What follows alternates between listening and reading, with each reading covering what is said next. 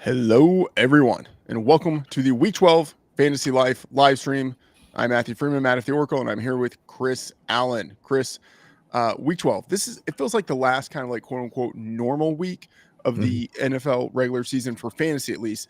Next week, we have Thanksgiving. The week after that, Week 14, really the last week of the fantasy regular season for most leagues. And then you have the playoffs. So we are in grinded out time if you are in your season long fantasy leagues. Probably like key decisions that will be made today will have really important ramifications for a lot of people in terms of whether they make or miss the playoffs, because at this point, like, every win or loss will probably be significant. So a great week to be great, to borrow from a paraphrase of our friend Ian.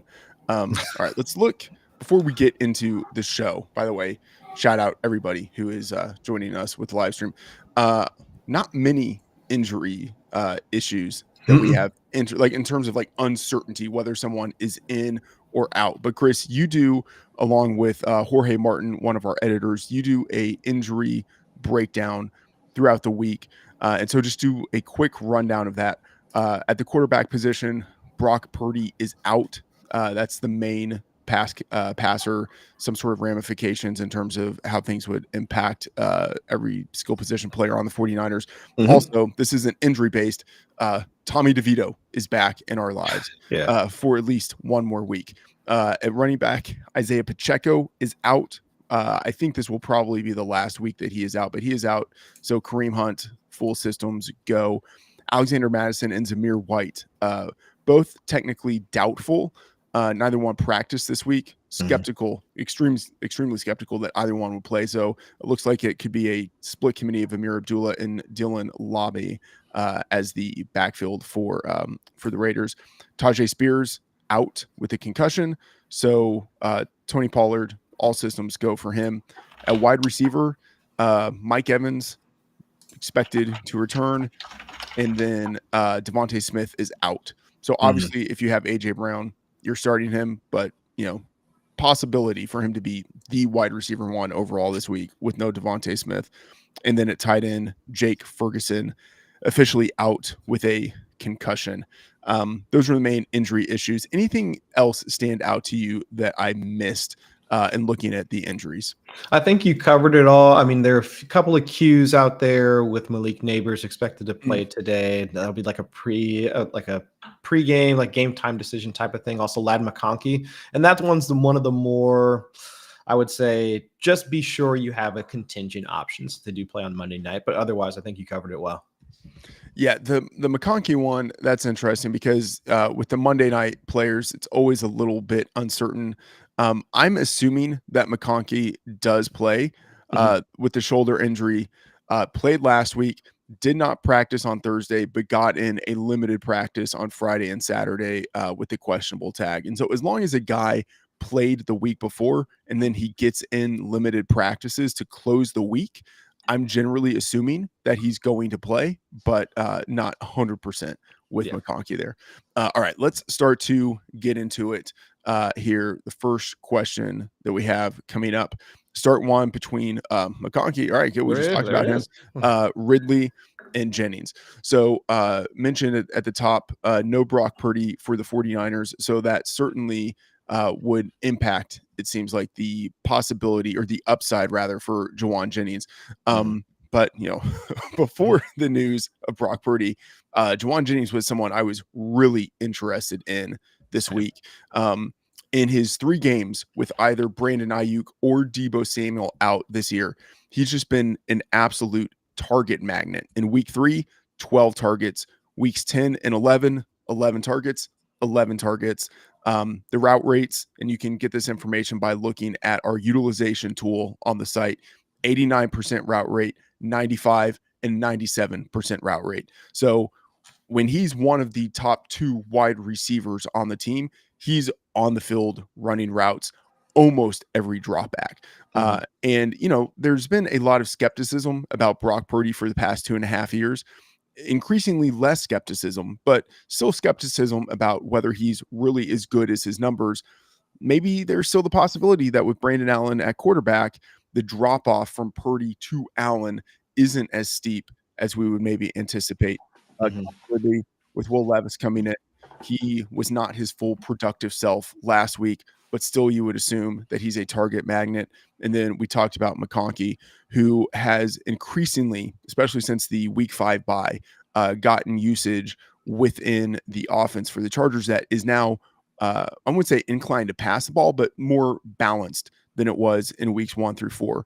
And then let's see, last week, career high marks, 9 targets, 6 receptions, 123 yards receiving, going against the Ravens, who are number 1 in most fantasy points allowed, 2 wide receivers, number 1 in largest fantasy boost allowed, 2 wide receivers. I theoretically like all 3 of these guys. Right. Yeah. How are you splitting it between the 3 wide receivers that we have here in full PPR, by the way?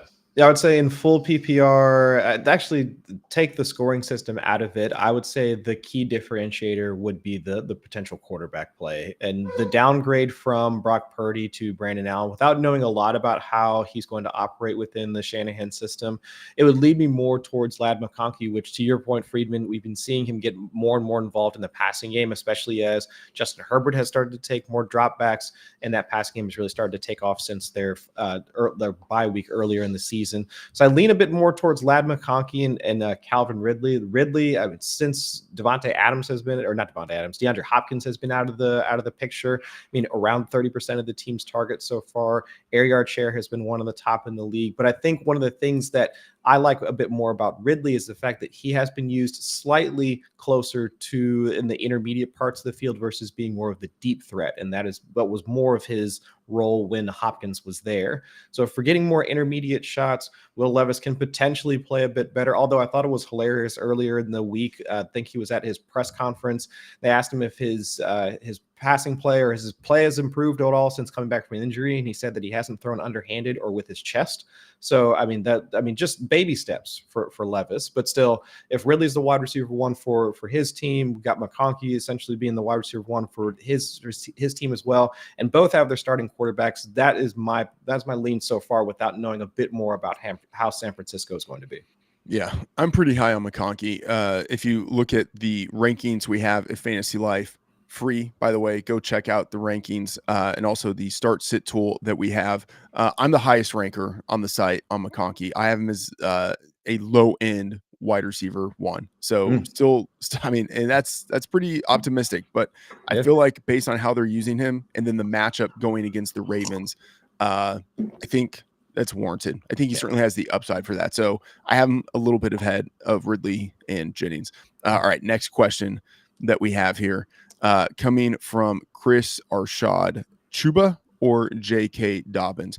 All right, so Chuba, big underdog this week at home, and you have the rookie Jonathan Brooks, who's going to be making his NFL debut, coming off of I think the PUP, whether it's PUP or IR, either way, making his NFL debut. I think there's a question as to how much they actually will rely on Jonathan Brooks, but certainly I think it means that the upside is diminished for Chuba. And then J.K. Dobbins, you have as a slight home underdog playing on Monday Night Football, of course, in the hashtag revenge game going against the Ravens, who I think are likely to be without linebacker Roquan Smith, who exited last week with an injury and then did not practice at all this week before being listed questionable. So I'm tentatively projecting Roquan Smith to be out. And I think he is one of the few off-ball linebackers who actually is a difference maker to his defense. And so with him out, I think what normally would be a pretty tough run defense matchup for J.K. Dobbins all of a sudden is a little bit friendlier. So how are you looking at this head-to-head between Chuba and J.K. Dobbins, Chris? I think you laid it out. That'd be the best way to approach it. It's given that we don't know how much to expect out of Jonathan Brooks. I believe the Coach Speak Index account that's available on social media, go ahead and check them out because they do provide a lot of good nuggets throughout the week. I think they noted that Dave Canales had said that there was a third down role in store for Jonathan Brooks, and I think that's just the baseline for him right now. So we can potentially expect the early down work to be available for Chuba, but then afterwards it's kind of a let's see how the game goes on, and that's the part that gives me the most pause because you're already going up against the Chiefs defense. They are the worst ranked, or I guess the highest ranked, or the toughest matchup, however you want to describe it. According to our DVP tool available on FantasyLife, around like 13, 14 fantasy points per game allowed to the running back position. So as you were mentioning, if Roquan Smith is potentially supposed to be out, Ravens are more of a bottom 12-ish matchup to running back so far this season, and we don't have too many concerns for J.K. Dobbins regarding Gus Edwards getting involved, Kamani Vidal. I mean, any of the rest of the guys. It really is Dobbins' backfield. So I'd say that'd be the easier way to approach it and saying that Dobbins does get most of the carries from his team despite having a rough matchup versus Hubbard, where we do have a little bit of uncertainty regarding how many touches he's going to get with the emergence of Jonathan Brooks. Yep. Agree with that. I'm looking at my rankings right now, and I have Dobbins one spot ahead of Chuba. So close. But I go with Dobbins here. Yeah. Almost every time I would go with Dobbins. Start 2 wide receivers and a flex. Kupp, Collins, McLaurin, Metcalf, and Irving. Really nice group here of players that you are having to choose from. And I would probably go thinking of the flex. Well, let's start with the wide receivers first. But even, thinking ahead to the flex, I'm probably still starting a wide receiver there. But Cooper Kupp, Nico Collins coming off of Monday Night Football. He did not have a great game against the Cowboys. But of course, that was his return from injury. The Texans really didn't need him in order to dominate the Texans. And I think they were able to kind of scale back his usage a little bit relative to where it could have been in his return. And he, remember, did have like a 77-yard touchdown on the first play of game wiped off. So still looked very much like Nico Collins. So he's, for me, just automatically locked in. Like, I think he's like a top 5 wide receiver this week. And then Cooper Kupp, with the usage that he gets going against as good as Cooper DeJean has been for the Eagles this year, still going against a rookie cornerback in the slot. Like, that feels like a matchup that Kupp should be able to win. And then just the target volume that he is likely to get there as well. So Kupp and Collins are the 2 that I'm just kind of like shooting from the hip, automatically locking in the wide receiver spot. And then it comes down to me between McLaurin and Metcalf for the flex. But Chris, how are you looking at this? I think both of those 2 are the top. As you can see, we're sharing the wide receiver rankings available on FantasyLife.com as of right now. I mean, those are the 2 top guys. I mean, out of that group, all the way up there in tier 2. So if you have them on your roster, they should be in your lineup. And actually, Cooper Kupp, I did note him having a tough out this weekend against Cooper DeJean. At least from a slot perspective, no wide receiver has gotten over 50 yards against the Eagles so far this year. And I believe the last person to score a touchdown against them was all the way back in week 4. Week 5, something along those lines. So, I mean, they have really tightened down their interior secondary so far. But still, I mean, with the amount of volume, I mean, Stafford really does look to both Kupp and Puka the most out of the wide receivers available. So if you are concerned about the matchup, I'd say the volume still puts them out there as a wide receiver 1 for this week. And out of the remaining guys that are available, I would look at Terry McLaurin potentially for the flex in this one. And just looking at how much that offense is going to rely on the passing game, I would say. I know they have a good rushing game ahead of them going up against the Cowboys. But if we do expect Jaden Daniels to have one of those get-right type of games, that would put him back into the QB1 conversation because he's been outside of the top 20 the past 2 weeks in a row. But let's remember who he's going against. He went up against the Steelers, went up against the Eagles. I mean, 2 defensive fronts that can put pressure on teams and also have the secondary to limit what you want to do after the fact. And given the fact that Jaden Daniels has had the mini bye to get right, also the rib injury that he's been dealing with since I think around the week 6 time frame has been an issue. With Dallas's defensive secondary woes and really just having the guys up front providing most of the work for the defense, I could see Terry McLaurin having one of those games where it's 4 catches for 80 yards and a touchdown, something along those lines at the minimum, going up against the Dallas secondary. But I don't need to tell you that, Freedman. You probably know all the woes that Dallas is going through right now. But I would say McLaurin is the one that I'm looking to right now, but I can understand if folks want to roster Metcalf in this game. Yeah, I would I see it. I slightly disagree. I think either one is a good option. I lean a little bit more towards Metcalf in this spot, who I think will be healthy coming out of the bye week. Mhm. And then going against the Arizona Cardinals, who in dropback success rate are number 29, 50.1% success rate allowed through the air. Just, I think, pretty exploitable. And of course, the Cowboys defense is really exploitable as well. I just think that the Commanders, as home favorites of more than 10 points, like 10.5 point home favorites, I think they're going to run the ball a decent amount, which limits McLaurin's upside. Fair. And then you do have, I don't know how much this matters, but you do have for the Cowboys, Deron Bland finally returning off of the injury report. You also have Jordan Lewis returning. And so for the first time all season, it looks like a healthy secondary for the Cowboys, which again, I don't know how much that matters because I still think the Commanders are basically just going to run all over them. But I think that just means the matchup is maybe a little bit harder than we would anticipate for McLaurin. And they might not, as you said, it could be a game where he has like 4 receptions or something like that. They might not need to throw the ball to him all that much for the Commanders to win running away. So I would go a little bit more with with Metcalf, but I don't think either option is a bad option. I would be very happy to have either one in the flex. All right, next question here from Mobin.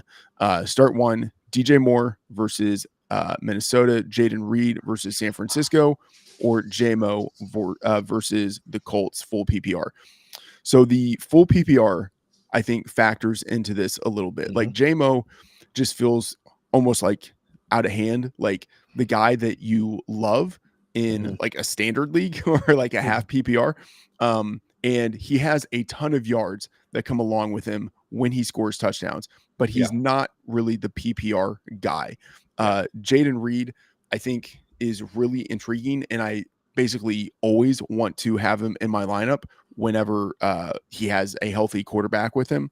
And then DJ Moore, like, I love DJ Moore as a player. I feel like if he had slightly different quarterback circumstances throughout his career, he could be on like a Mike Evans-esque kind of like Hall of Fame trajectory, but that's not really the case that he has going on with him right now with Chicago. So I go with Jaden Reed, but I can definitely see the case for Jameson Williams. I think DJ Moore is the one that I'm probably just automatically kind of crossing out. And maybe it just kind of has to do with whether you're chasing maybe a little bit more upside, in which case, like Jameson Williams, if he scores a touchdown, it's almost guaranteed he has like 80 to 120 yards going along with that touchdown. So I think he might have the higher ceiling. Jaden Reed might have the higher floor. But how are you looking at this? Yeah, that's perfectly laid out in terms that last part right there. Higher ceiling for JMO, higher floor for Jaden Reed, and evaluating your matchup based off of whatever happened on Thursday night would probably be the way that I would start out.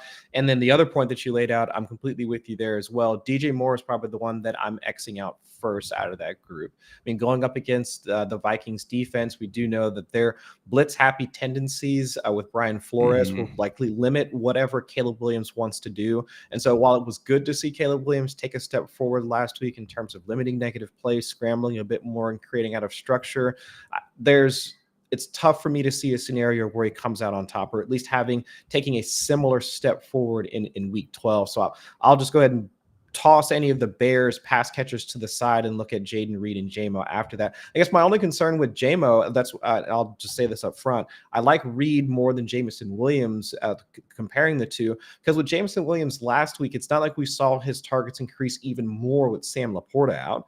They were getting more to Amon-Ra St. Brown. Brock Wright was getting involved. He wound up getting a touchdown. And of course, Jahmyr Gibbs and Dave Montgomery getting theirs as well. So without really seeing like the one time where he had the opportunity to really seize a larger share of the targets in that passing game, and it was still around a 20% target share last week. It's more of, I'll just take the floor with Jaden Reed, at least as compared to Jameson Williams, at least without knowing more context about their matchup. If we knew that they were behind or whatever, I'd say Jameson Williams, but we know what both those guys can do. Yeah, and looking at my rankings here, I have Jaden Reed at number 19, wide receiver 19, Jameson Williams at 21, and that's for half PPR. If you extend this to full PPR, I think that skews even more in Jaden Reed's favor. And just a little more context on DJ Moore. I liked your point about the blitz happy nature of the Vikings and how that could really disrupt the rookie quarterback in Caleb Williams. The Vikings, number 1 in blitz rate, number 1 in pressure rate. Defensive coordinator Brian Flores as a sort of diabolical schemer going against a rookie quarterback who has a new play caller, which feels like that could also be, like a point of friction where like things just aren't kind of perfectly aligned between the play caller and the quarterback. And if you look in the free FantasyLife bet tracker that we have, I'm on the under for that game for Bears Vikings, under 39.5. There are some weather concerns with that game. Like rain is fine, but it could be foggy. That's like the forecast. And then 12-mile-per-hour wind.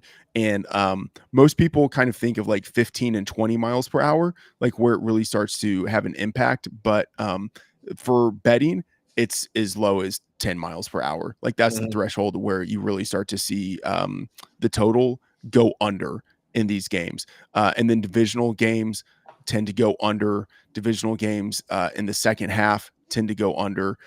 Outdoor divisional games in like the quote unquote cold weather stadiums, so NFC and AFC North, those games tend to go under. And then the Bears are 7-3 to the under this year. The Vikings 7-3 to the under this year. You just put it all together, and it feels like an environment in which we're going to see relatively little production from these two offenses, like relative to expectations. So yeah, DJ Moore is the guy I would be cutting out of this, and then I'd say just pick whatever you're looking for between Jaden Reed and JMO. All right, next question here. By the way, if you are just joining us, FantasyLife live stream, week 12. Talking fantasy football, answering all of your questions. Not all of your questions, some of your questions. Some of your questions. And if we don't get to your question, check out the free rankings that we have on the site, the free start sit tool. And then, of course, we have all the projections, all of the content there. Chris has a great wide receiver cornerback matchups piece that comes out each week. He's got the injury tracker there. I have all of my positional breakdowns and best bets on the site with player projections and game projections. So just be sure to check it all out. Some of that accessible with the FantasyLife Plus subscription. All right. The next question that we have here, Richardson or Tua, 6-point passing touchdowns. And I just have to say, kind of vacuum statement, I like 6-point passing touchdown leagues because it makes the quarterback position a little more important. It makes the passing aspect of being a quarterback a little more important, just as we have in like the real life NFL games that we see. But you don't have to go the full distance of super flex or 2 quarterbacks for the quarterback position to be worth a little bit more. So I personally like the 6-point passing touchdown leagues, even if they're not the most standard that you see out there. So Richardson versus Tua, we know what Richardson is, an inaccurate, I mean, that's putting it mildly, an inaccurate passer at this point in his career. Maybe he improves as he progresses, but right now, not an accurate passer, but fantastic runner, able to accumulate a lot of points with his legs. But in a 6-point passing touchdown league, that makes Tua much more intriguing than he otherwise would be. This feels like, I mean, a coin flip to me. I know that's like not probably what anyone would want to hear, but because like I have Richardson in a normal scoring format, I have Richardson as my QB10, Tua as my QB12. So these guys are in the same tier anyway. And giving Tua a little bit of a bump because of the passing touchdowns, that basically means they're pretty even for me. Man, I would say for ceiling, I would probably go Tua for floor, I would maybe go Richardson. I really like Tua this week anyway, or like I like the Dolphins this week anyway. The matchup that they have against the Patriots, I think, is super friendly. Tua at home, just to put like a betting market perspective on why I'm so bullish on the Dolphins this week. Tua at home, 19-11 against the spread for his career. The Dolphins over the past half decade have had the NFL's best home field advantage. Tua as a big favorite, so a favorite of at least 6 points, 11-4 against the spread. And I think that makes sense. Like the Dolphins are statistical bullies. Like whenever they're going against an outclassed opponent, like they pile on the points. They really punch down. And that is the case with the Pats this week as an outclassed opponent. And then you have Tua against the Pats, 6-0 against the spread for his career, 6-0 on the money line for his career. Tua has literally never lost against the Patriots. And I feel like that makes sense given their style of defense. Like over the past few seasons, they've tended to rely, I think, more on talent than on scheme, which means that if an offense has like playmakers who are just more talented than the defenders they're going against, the Patriots defense can be exploited. And you have that with Devon Achane and Tyreek Hill and Jalen Waddle and even Jonnu Smith and the hashtag revenge game to number 3 in composite EPA and completion percentage over expectation this year, going against a Patriots defense that is number 29 in dropback EPA. It just like, I think a pretty great environment for Tua in this game. So I would go towards Tua in this spot, but it is really close. Yeah, and I would say that the other things going for Tua right now, Christian Gonzalez has been limited throughout practice this week with a hip injury, so he's questionable for this game. A few other defensive starters / rotational guys also injured. I think a couple of guys on their D line also injured. So we know that there's going to at least be, or we can project there's going to be less pressure in front of Tua going into this matchup. Whereas for, Richardson, we know most of their guys are supposed to be healthy on the other side of the ball. Last 4 games, quarterbacks going up against the Patriots, Matthew Stafford dunked on them for 4 touchdowns. Mason Rudolph also got 2 touchdowns on them as well. Aaron Rodgers got them for 2 touchdowns. And the only quarterback over the last 6 weeks to get to not throw a touchdown against them is Caleb Williams. So I would say that for Tua, with the pass catchers involved, like he should be the guy that you have in your roster compared to Richardson. Yeah. And, one more thing thinking about Richardson, you mentioned the injury report for the Patriots. Yeah, definitely some defensive injuries. And then with Richardson, once more without his starting left tackle, Bernard Raymond, who's out. So, he will have most of his weapons, but he will be missing his left tackle, which that's not insignificant. Right. All right. The next question here, flex 2 full PPR. Marv, Lad, JSN, thanks guys. Thank you for the questions, and thank you to everyone who is joining us and participating. All right, so Marvin Harrison, Lad McConkey, we talked about. JSN, haven't mentioned him. We did talk about Metcalf earlier. A lot of the theoretical enthusiasm that someone could have for Metcalf, I think, is still there for JSN going against a Cardinals defense that has been pretty exploitable in the passing game. Lad McConkey, I think, great setup. Technically questionable entering this game, but I'm super optimistic that he's going to play. And if he plays, going against a Ravens defense that's number 1 in fantasy points allowed to wide receivers. And then you have Marvin Harrison on the other side of that matchup going against the Seahawks, who have been better on defense of late, but still, I would say we're like a long distance from them being like a proven matchup that someone would want to avoid. So how are you looking at Marvin, Lad, and JSN? The first one that sticks out is Jackson Smith and Jigba, who I called in the wide receiver matchups column 2 weeks ago as a guy that I wanted to avoid because looking at the splits with DK Metcalf on and off the field, JSN's target share, air yard share, even his catchable target rate, most of that stuff was cut in half during the earlier parts of the season when DK Metcalf was healthy.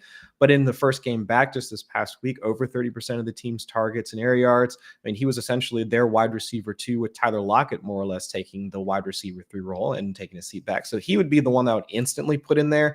And since we've talked so much about the Chargers' upcoming matchup against the Ravens and how much Lad McConkey has been involved, I think he would be the one that I put in afterwards. not to say that Marv hasn't gotten to the point where we should start to trust trust him and the Cardinals passing game a bit more, but I can just see the upside with JSN. I can see the upside with McConkey, whereas there's a little bit of doubt in my mind regarding Harrison and how that passing game could operate between him and Kyler. Whereas I can see a good game for Trey McBride, I can see a good game for James Conner. It's just tough for me to see a good game for Marvin Harrison. So I think he'd be the one that's just slightly below the rest of them in that trio. Yeah, I agree. And if you look at our rankings on the site, all of these guys are in tier 3. They are all clumped together within like 4 players. So you have McConkey, JSN, Jaden Reed, who we talked about, and then Marvin Harrison. So yeah, like a true question, because these guys are all lumped together. But like you, I prefer McConkey and JSN to Marvin Harrison. Yeah, Harrison just he hasn't had the season yet. Like he hasn't consistently been able to put it together week to week. His usage is not as terrible as his numbers are, but still not putting it together yet. Right. All right. The next question that we have coming in here: need one wide receiver, Waddle, Odunze, and Worthy for PPR. All right. This one, this is interesting because Jalen Waddle, as great as he has been in previous seasons, and as good as the matchup potentially is, as dynamic as that offense has been with Tua, Waddle this season has underperformed expectations. But I mean, you can definitely say the same thing for Odunze, who I thought could end up looking like a real steal in fantasy drafts if that Bears offense was, maybe where we thought it would be, or if Keenan Allen suffered an injury or DJ Moore suffered an injury. I thought there were like kind of multiple ways in which we could see Odunze outperform expectations. But we definitely have not seen that. And then Xavier Worthy, big ceiling, lots of upside, also lots of downside. Just hasn't really been used in a consistent way week to week. And then there are questions as to how much usage he will actually get in a game where the Chiefs are favored by 10.5 to 11.5 points on the road, and they don't really need to funnel the ball to the wide receivers. So how are you looking at Waddle, Odunze, and Worthy? So at least for me, I'm looking at not just the target shares, but also the game environment for Worthy going up against the Panthers. And while they've been one of the teams or defenses we've wanted to target, it's more been their run defense that we've wanted to target. Teams to be able to run a bit more over them. And so while Xavier Worthy just this past week had a 19% target share, that's his first time up in the double digits since about the week 7, week 8 time frame. I'm less inclined to try and start him, and I could see a scenario where it is more of Kareem Hunt, where it is more of Travis Kelce. And then hopefully for my sake, because I have him on a couple of rosters, DeAndre Hopkins gets involved a bit more. But I would say, given we've seen a bit more out of Rome Odunze, around like 30% of the team's targets so far over the past few weeks. I like him, and I like him and Worthy, I think, are probably the two that stick out, although I'm just a little bit lesser on Worthy. But just, man, for Waddle, the way that Tua Tagovailoa has been playing so far, shorter average depth of target passes, and that's where it's that stylistic play has lent itself a bit more to Tyreek Hill since he plays more in the slot, Johnny Smith because he plays close to the line of scrimmage, the same with Devon Achane. Whereas Waddle's retained his role as your prototype X receiver on the outside, running some of those deeper routes, intermediate hitches, and things of that nature. So with him being more of the volatile type of receiver so far for the Dolphins, I would say he's the odd man out. Could get hit for a long play. They tried that for a couple times just last week. I'd say Odunze and Worthy are probably the two best out of that option, because with Waddle, the opportunity might not be there, or might be there for him. It's just the production hasn't been there for him. This is so nasty. I have these guys ranked literally 33, 34, and 35 at wide receiver. And so I would just say, like, sort of, I mean, it's not flip a coin, but like maybe like kind of pick what it is that you were trying to optimize for, or maybe like optimize against. If you're looking for pure ceiling, I think you're probably going with Worthy or with Waddle. Yeah, and the thing is, I don't really even think of Odunze as having that high of a floor either. I'm probably going Waddle or Worthy. But I mean, at least with Waddle, I feel like he's got a decent matchup going against a Patriots defense that is really exploitable. I True. like the situation for Tua, and at least I know I'm going with a guy who has been a baller in the past, and I feel like still has that within his range of outcomes. With Odunze and Worthy, I feel like it's just a little too inconsistent. But whatever it is that you pick, just know you're probably picking wrong. That's just mentally prepare. All right. Next question here from Ron Santos. Cade Otton or Dallas Goedert? So Goddard without Devontae Smith, mentioned that at the top of the show. Devontae Smith out with a hamstring injury. That makes Goddard all the more intriguing. And Mike Evans likely returning for the Buccaneers this week. That presumably makes Cade Otton a little less desirable. That said, I still have Otton ahead of Goddard, but they're in the same tier. What are your thoughts on this? Yeah, I'd say that's the easiest way to look at it, because with the targets condensing around AJ Brown and Dallas Goedert, that would lend itself a bit more to the Goddard being the option here, because it's not like we're expecting a ton out of what Jahan Dotson or like Johnny Wilson or any of the other pass catchers that the Eagles have at their disposal. So I think Goddard's probably the easier one out of the two. Whereas I get it, like Cade Otton has played well. He has been at least not just a target earner, but has had the ability to convert a lot of those air yards into actual receiving yards, the stuff that we need for fantasy production. But that was without having Chris Godwin on the field. That was without having Mike Evans on the field as well. So with Evans being there, I'd say just a slight downtick for Cade Otton for this week, but both are good options, honestly. And if maybe, I think we talked about this last week or maybe not the week beforehand, but those might be those two tight ends that if your wide receiver options are that bad, maybe consider putting a tight end in the flex, because we can see a scenario where both of these guys could be getting significant enough targets that you should consider them for your flex position. Yeah, I have Otton tight end 4, Goddard tight end 7. Yeah, if you are weak at the flex this week and 6 teams on bye, like it's very possible just circumstantially, if you have a lot of guys out, maybe you might need to go with one of those in your flex. So I can certainly see it. I have the slight lean towards Otton, but they're in the same tier. Morning, fellas. Morning, Nathan Hubbard. Knicks or Murray 4-point passing league? Okay. Absolutely love this question. Because it's the kind of thing to where you might just think on the surface, like Bo Nix versus Kyler Murray, got to go with Kyler. But Nix has been, not like an outright stud for the past 7 weeks, but a very respectable QB1. Over the past 7 weeks, he's been a top 12 fantasy producer 5 times. In weeks 1 through 4, he looked like a rookie. 60% completion rate, 3.6 adjusted yards per attempt.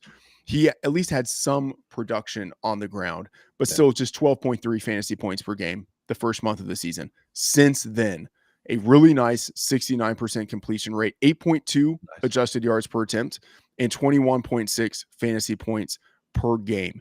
And then going against the Raiders, number 28 in defensive dropback success rate. And then he's already played them in week 5. That was the first time he had a top 10 fantasy performance, 206 yards, 2 touchdowns passing, and then another touchdown on the ground. I like the Broncos this week, just in terms of like the betting market. And the market has continued to move towards the Broncos this week. I think big stuff for Bo Nix.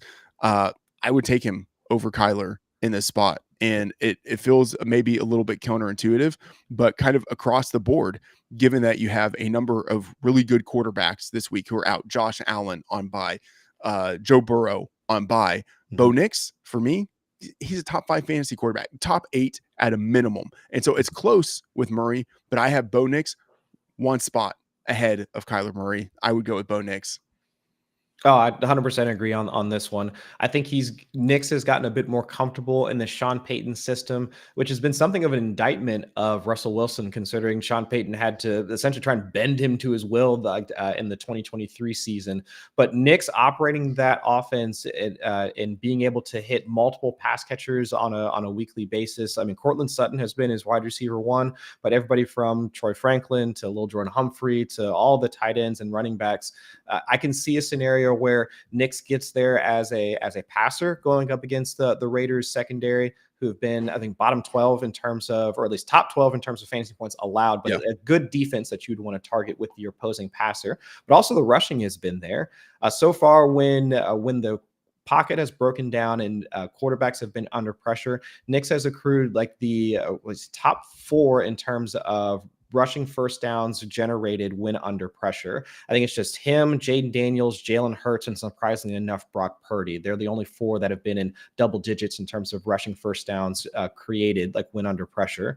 So if we've got the rushing production for Bo Nix, and that's definitely been the case since his start back in week 1, the passing production has also picked up as he's gotten a bit more comfortable with his pass catchers. I would say Knicks is the better option versus Kyler Murray. But of course, like, you can never count Murray out. He can always pop up for a good game like here and there, but I think Knicks is the better option here.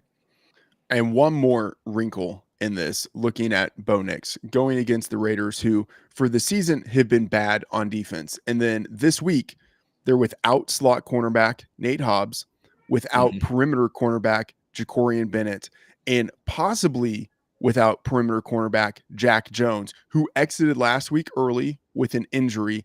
And then this week didn't practice in the first 2 sessions, got in only a limited practice on Friday, and is a highly questionable to play in this game. Like, the Raiders could legitimately be without their 3 starting cornerbacks in this game, and they're already bad. So absolutely love Bo Nix in this spot. Chiefs or Commanders on defense? Love it. Love the streaming questions. We don't get them all that often. Great spot for either one of these teams. The Chiefs going against the lowly Panthers. The Chiefs 10.5, 11.5 point favorites on the road. Like, that is absolutely the kind of defense that you would want to be starting. And we do have them ranked as the number 1 defense, but in the same tier, just after them, the Washington Commanders at home as 10.5 point favorites going against the Cowboys with a backup quarterback. Great situation for either one of them. And just a little more context, if you look in our free Fantasy Life bet tracker, I do have a bet on the Washington Commanders. They are one of the teams that I've written up in my best bets article this week. They have what is like a rare situation that pops up only a few times each season, which like sports bettors call like the quote unquote widowmaker spot, which is where you have a team coming off of Monday Night Football playing a team coming off of Thursday Night Football. So like the Cowboys have a rare 4-day rest and prep disadvantage, and then they're on the road. Like, it is just a brutal spot for them. And then you have to think, okay, the Commanders, they know the Cowboys offense. Like, with Dan Quinn having been the defensive coordinator for the Cowboys, he knows Mike McCarthy's offense. And sure, you could say on the flip side of that, Mike McCarthy knows Dan Quinn's defense. Sure. But on a short week on the road with a backup quarterback, is Mike McCarthy going to be able to come up with a game plan to exploit a Commanders defense that has had extra time to prepare for them?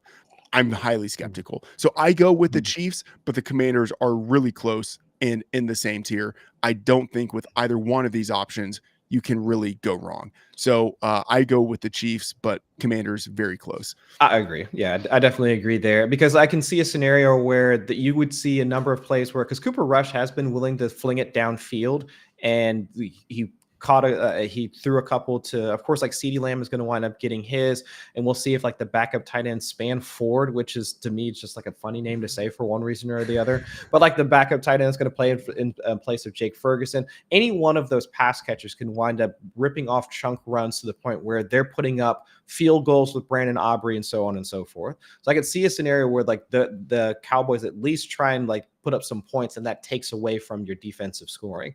Whereas on the flip side, the Panthers don't really have an established wide receiver one. I love the story of Xavier Legette. Love listening to all of his press conferences and all of that. Just not on the same level as a CeeDee Lamb quite yet. So like trying to envision the same types of explosive plays that could get the Panthers into scoring position as well as Chuba Hubbard has played, and as much hype as we have for Jonathan Brooks, it's hard to see like that type of scenario happening for the Panthers as we could with the Cowboys. All right. Absolutely agree. By the way, Spanford. So a double last name there. But if you think of it just as like you hear the name Spanford and you think Span is the first name, Ford is the last name, it sounds like the name of like a 1930s baseball player. You know what I mean? It's just like I feel like it's a name that you would have heard in like Field of Dreams or something like that. All right. Next question here from Kenneth Moore. Help. Hubbard or Dowdle or J.K. Dobbins? By the way, I said Hubbard. It was like combining Chuba and Hubbard. Hubbard, Dowdle, or J.K. Dobbins. Pretty cleanly for me, J.K. Dobbins, who's playing at home indoors in a game with a high total of 50.5, 51. And then Hubbard, just not really interested in a guy who is a massive underdog, and the same thing with Dowdle. So J.K. Dobbins is the guy I would go with in the hashtag revenge game against the Ravens. Where are you looking, Chris? Yeah, I think that's the easy one. We talked up Dobbins earlier, even with the potential bad matchup going up against the Ravens. You noted earlier Roquan Smith potentially out. So I'll give the workload and the game environment to Dobbins, whereas Hubbard has Brooks. Dowdle has Cooper Rush and whatever the bad situation with the Cowboys. I think Dobbins sticks out of that group. Yeah.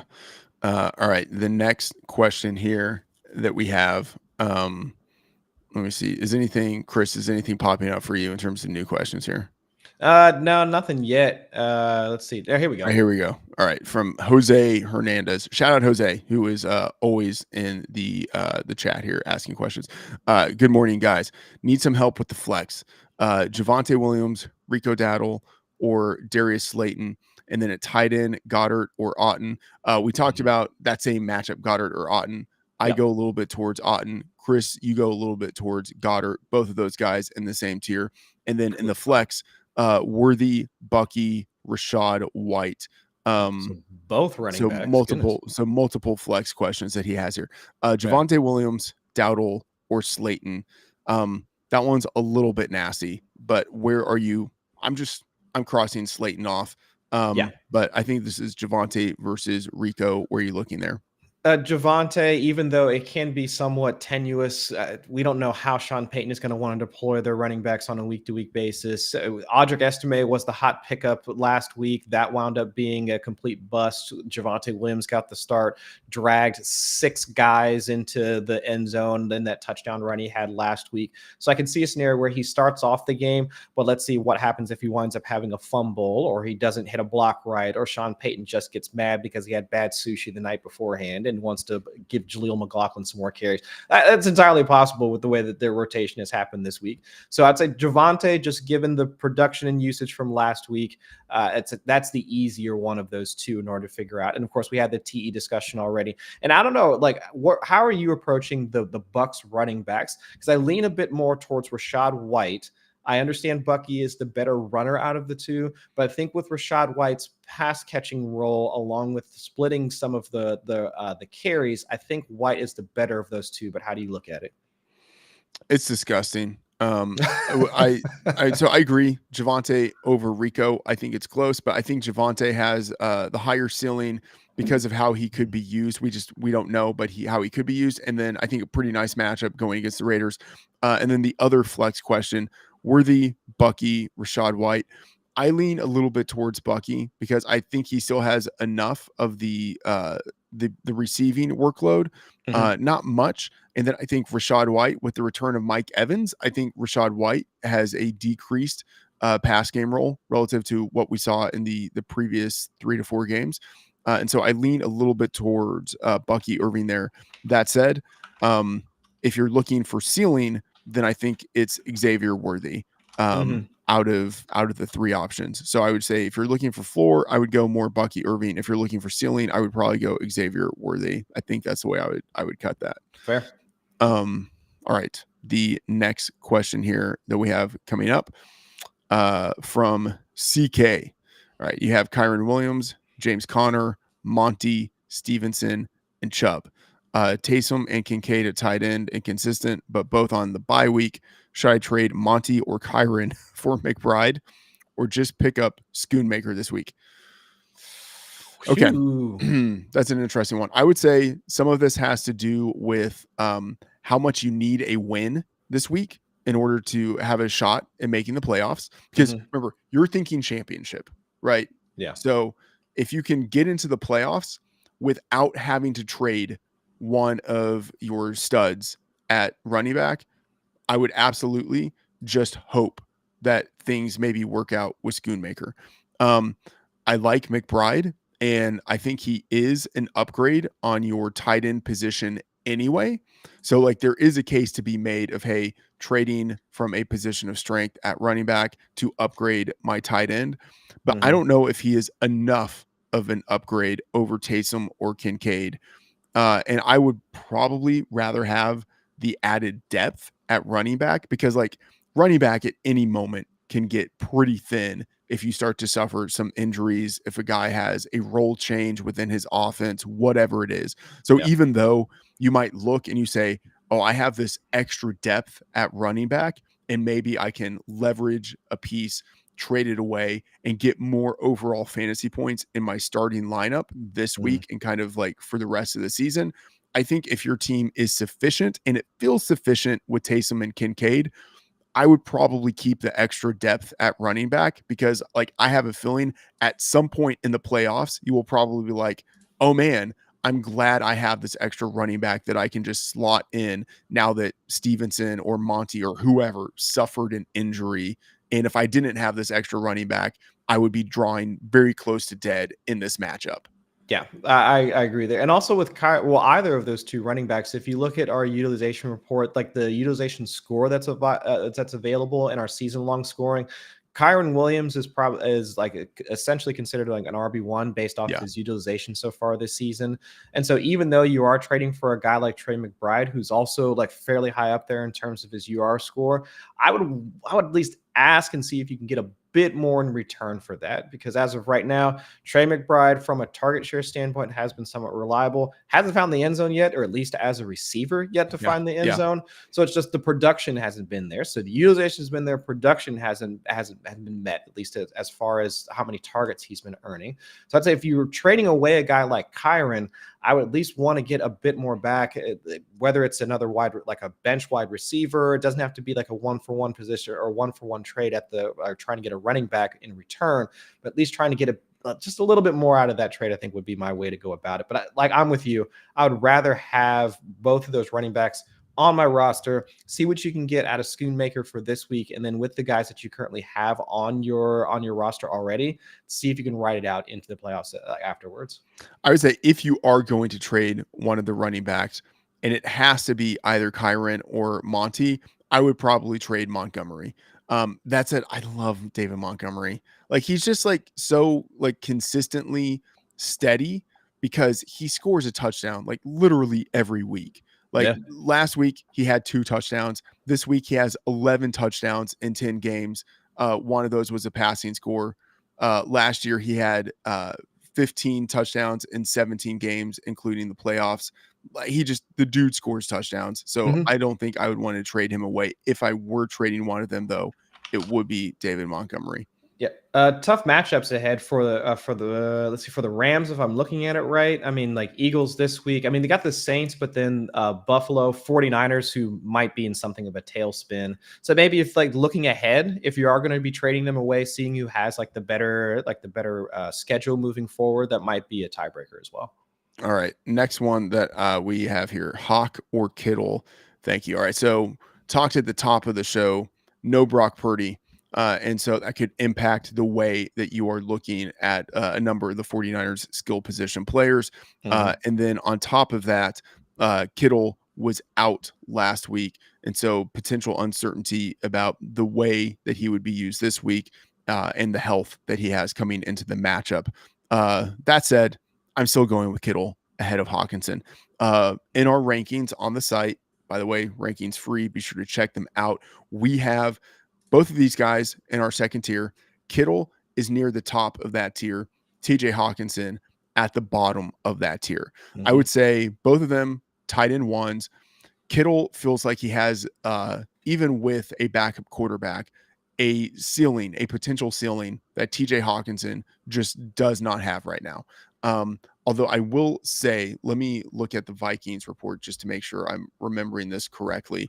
TJ Hawkinson could have extra usage this week relative to what we have seen because number 2 tight end Josh Oliver is out this week Mm. with a wrist and an ankle injury. And so I think we probably see Hawkinson get the most snaps he's had, probably like the most routes run that he's had in the season, which is why we have him ranked in the top 12. And, maybe I'm still a little bit too low on him. You can see I have him ranked number 12. Some of the other guys, Ian, Dwayne, they have him ranked number 7. Even so, I would still go with George Kittle ahead of Hawkinson, but it is a better situation for Hawkinson than we have seen him have at any other point this season. I think so. And at least for Hawkinson, it's I wouldn't say a concern, but at least worth noting that he's run over 70% of the team's routes just once so far since his return.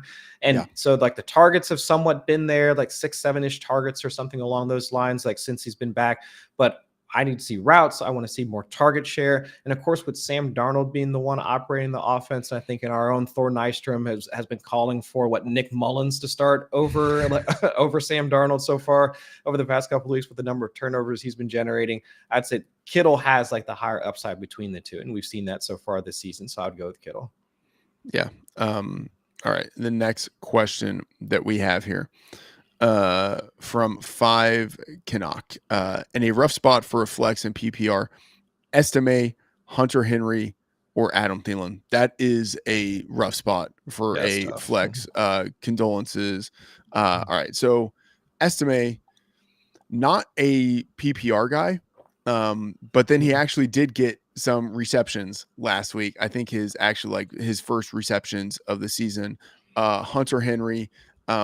What I can say about Hunter Henry is that he's at least like the number 2 receiver, number 2 pass catcher on his Mhm. offense. And then Adam Thielen in the return from IR hasn't played almost the entire season. But you would think he automatically steps into the role as his team's number 1 wide receiver. Like there's at least a chance that he out targets Xavier Legette. So it's close. How are you looking at this? I would say Hunter Henry is probably the easiest one to look at because we know that he's been out there running more of the team's routes. I think just one game so far this season, he hasn't run more than 70% of the routes. Has been the reliable pass catcher for Drake May. And if we knew that it was going to be more of Jalen Polk or Kayshon Boutte or insert any of the other pass catchers for the Patriots here is taking like a larger step forward, then I would say, okay, well, Hunter Henry is going to take a step back. And that really hasn't been the case.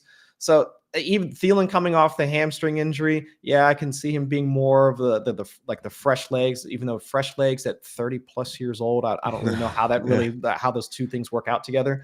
But we've seen we noted earlier the tough defensive matchup for the Panthers right now, like with the having them face the Chiefs. So I'd say Hunter is probably the better option out of those three, but all are fairly gross. All right. Yeah. I think I'm going with Hunter, but yeah, as you say, all kind of discussing there. From Jagger Beck, Sutton or Swift for my last flex spot. All right. Sutton, one of the guys I wrote up for the Freedman's favorites this week. I think he's like on that wide receiver 1 borderline.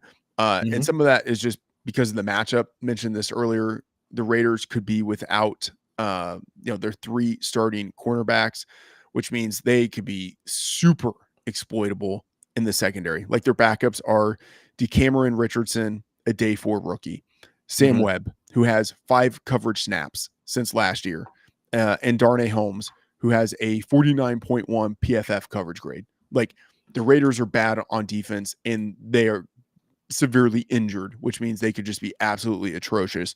So Cortland Sutton could be in a great situation to go off. In week 7, 0 targets.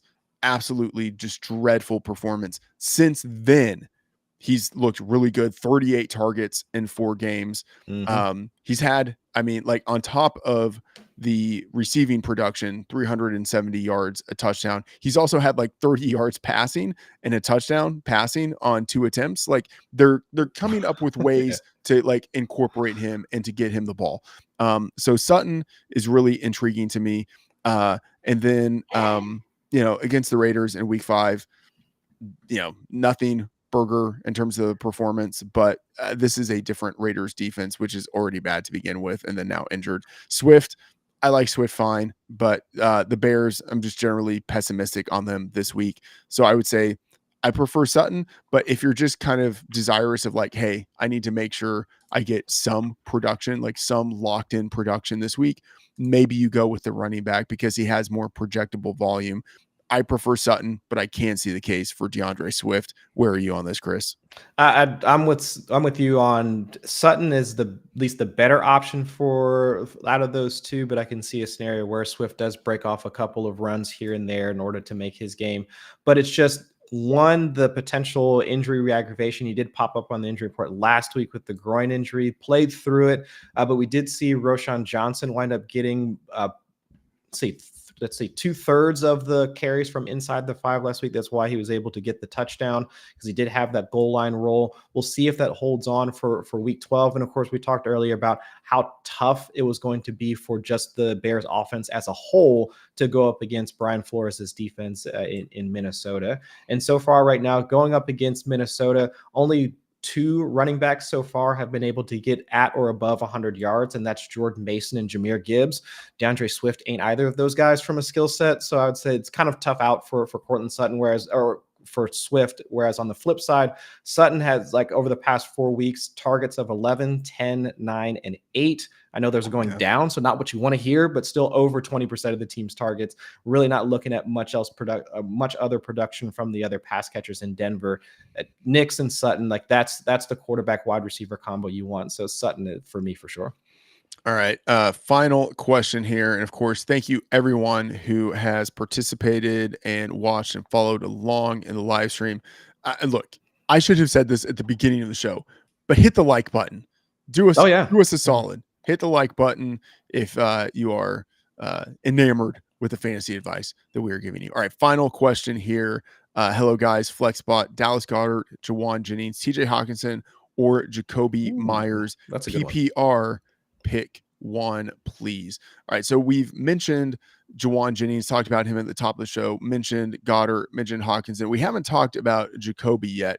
So Jacoby historically has been a slot receiver, but in the Raiders offense this year, especially since the departure of Devontae Adams, he's been playing much more on the perimeter, which means that this week going against the Broncos, got a tough matchup against number 1 cornerback Pat Surtain. And so, looking at the market numbers for Jacoby Myers, 5.5 was the number for his receptions. I bet the under and have that logged in the bet tracker we have at FantasyLife. I'm just generally pessimistic of what we see from Jacoby this week. So I think that probably puts me a little bit more on Jawan Jennings, who, even though he's playing with a backup quarterback, could still have a number of targets coming his direction. 12, 11, and 11 targets is what we've seen out of him in his 3 games without either Brandon Ayuk or Deebo Samuel. Obviously, that comes down at some point, but I still think he's got a pretty high floor for targets. And then Dallas Goedert playing without Devontae Smith, who's out with the hamstring injury. I think Goddard sort of slots in as the de facto number 2 pass catcher within that offense for the Eagles. So I go Jawan Jennings and Dallas Goedert. What do you think, Chris? 100% with you there. We already talked about the targets potentially condensing around Goddard and AJ Brown with Devonta out, and Jawan Jennings. He was one of the guys that I'd written up, I think it was a couple weeks ago, because it was in week 10 with CMC coming back and also Jennings coming back from his hip injury. He walked right into a 30+% target share, which was really surprising. I mean, knowing that we were going to have a healthy, or relatively healthy, Deebo Samuel, and George Kittle was also there in the lineup. So seeing him also pop pop up for that many targets or that level of target share right out of the rip. And then seeing him also being able to perform similarly last week as well. He is essentially their team's wide receiver one over like even over Debo at this point. So this is going to be a game that they have to have if they want to have any hopes of trying to make it into the playoffs, even though I think right now, according to the betting markets, they got maybe a 5% chance of getting in at this point if they're not like completely dead. But either way, Juwan Jennings, Dallas Goedert are those two. I lean Jennings in this for today because I mean tight end production can be volatile from a week to week standpoint. So I'll go with the wide receiver, but either one of those two, Jennings or Goddard, are the better options. All right. Jerry Medina told us you guys rocked. Thank you, Jerry. You also rocked. Thank you for being with us here. And thank you to all of you for being with us for the Fantasy Life live stream, the week 12 edition. Be sure to check out all of the tools we have on the site. If we didn't get to your fantasy questions, go to the rankings, go to the free start sit tool that we have on the site. And of course, check out all of the content. Chris has a great wide receiver cornerback matchup piece that comes out every week.